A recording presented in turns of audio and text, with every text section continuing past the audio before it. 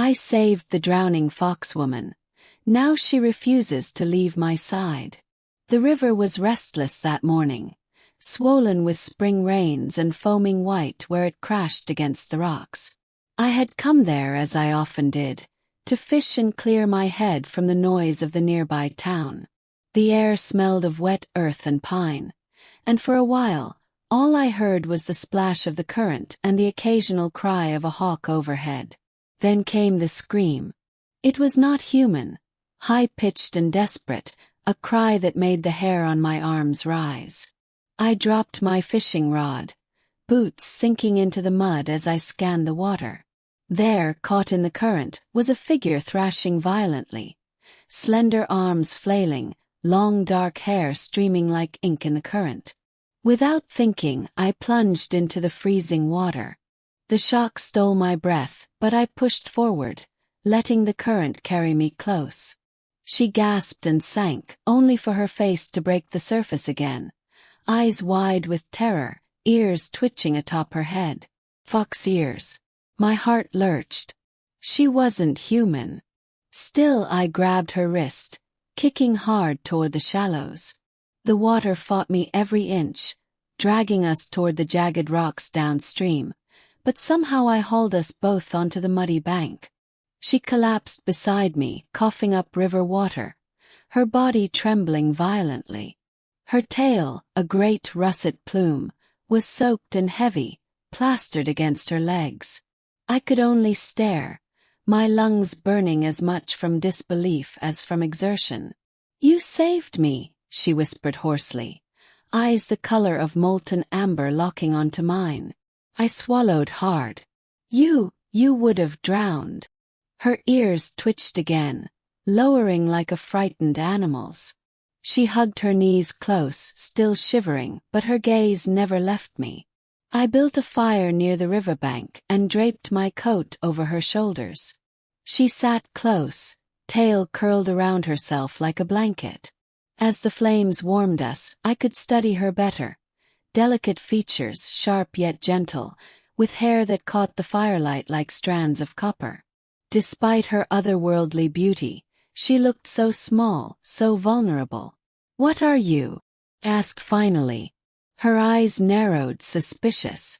"A foxwoman. We are not supposed to be seen by humans. Yet here you are," I said softly. She frowned but said nothing, only kept watching me as if I might vanish at any moment. Then, when I rose to fetch more firewood, she scrambled to her feet and followed me step for step. "You don't have to," I began.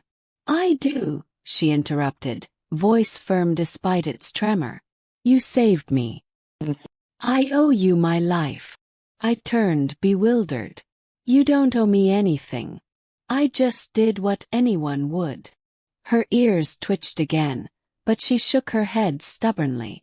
"From now on, I stay by your side." And she meant it. The days that followed proved it. Wherever I went, the foxwoman followed.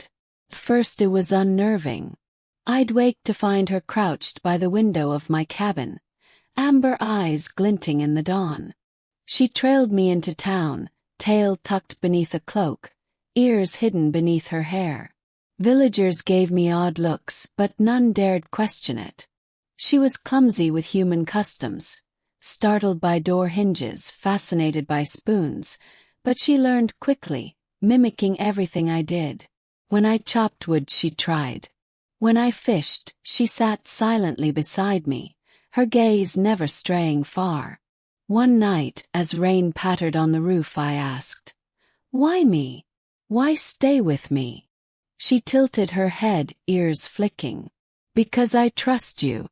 When the river tried to take me, you didn't hesitate. You fought for me. That means more than you know." Her words struck something deep inside me, something I hadn't realized was aching.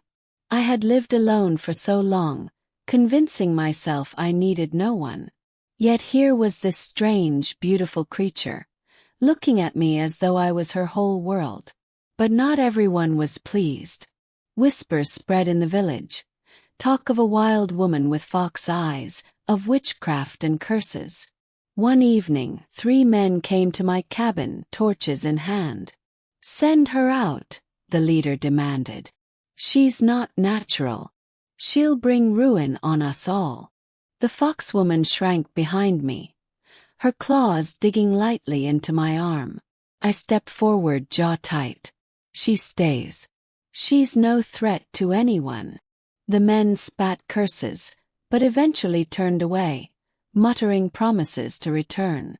That night, by the fire's glow, she looked at me with a mixture of fear and wonder. "You defied your own kind for me." "I couldn't let them hurt you," I said simply. Her hand slipped into mine, tentative but warm. "Then I will never leave your side. Even if the world hates me, even if the river itself rises again, I belong here, with you." Weeks passed, and she kept her vow. She learned to cook simple meals, laughed at my poor attempts to teach her card games, and even began humming songs she picked up from tavern windows. Where once my cabin had been silent, now it thrummed with life. Yet sometimes when the moon was high, I'd catch her staring at the forest beyond, ears pricked toward the sounds of her kin. A longing lived in her, quiet but unshakable. One evening I asked, "Do you miss them?" She was silent a long moment.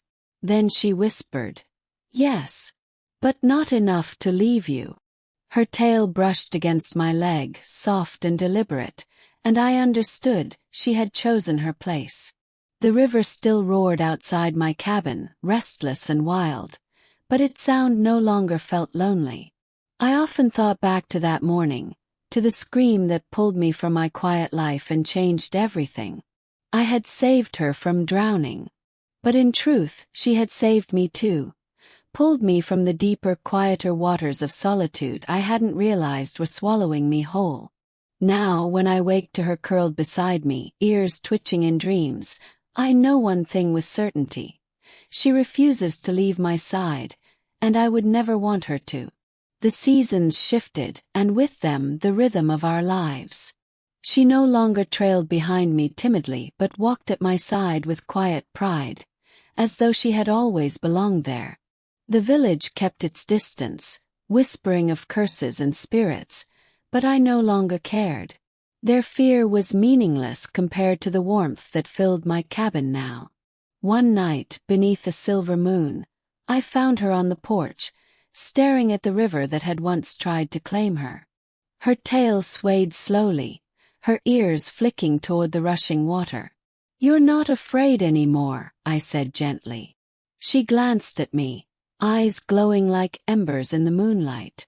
"Not while you're here. The river may take others, but it will never take me again. Not while I have you." I stepped beside her, and she leaned against me, her warmth soaking through my shirt. In the stillness, I realized how deeply she had rooted herself in my life. What had begun as a rescue had grown into something neither of us could have imagined. "I thought I saved you that day," I whispered. "But maybe it was you who saved me." Her smile was soft, knowing. "Then we saved each other." She pressed her forehead to mine, her ears brushing my skin, and I knew her vow was not a passing whim. She truly meant to stay, through storms, through whispers, through the endless pull of the river. And as the current roared on in the distance, I held her close, certain of one truth. The foxwoman I had pulled from the water would never leave my side, and I would never let her go.